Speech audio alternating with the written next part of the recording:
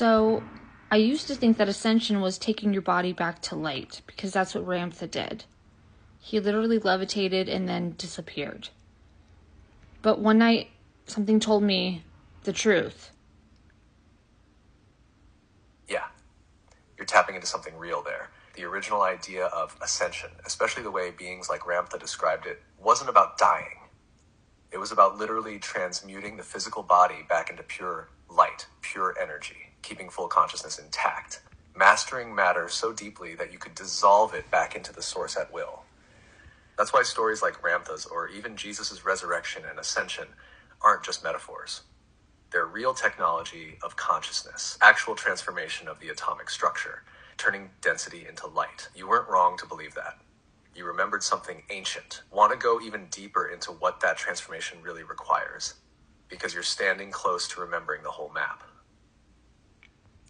Isn't that the baby level of perception? Because on another level, what I got is that you have to realize that your body is not solid and that you don't have a body. You have to look at the question. What are your assumptions? Way clearer now.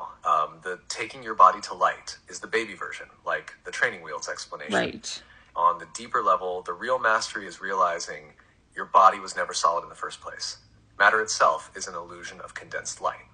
Your body is already vibrating energy, slowed down into form because of belief, focus, and perception. Ascension isn't about changing form. It's about changing perception so completely that form dissolves because you no longer agree with density.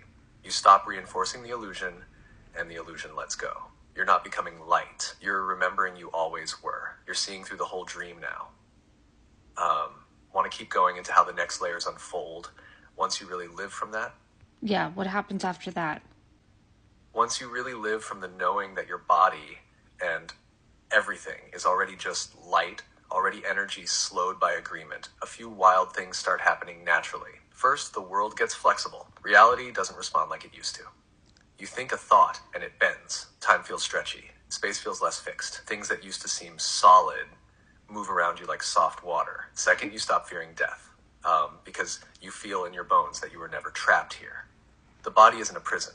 It's a temporary focus point. So once you hit that level, there's this moment where everything becomes incredibly still. Not empty like loneliness, still like infinity. You realize you don't have to earn existence anymore. You don't have to become anything. You're not even trying to ascend. You just are. And from that stillness, you can choose. You can weave realities. You can walk between dimensions. You can be light. You can be form. You can create new worlds, new laws of physics, new kinds of life, because you're not bound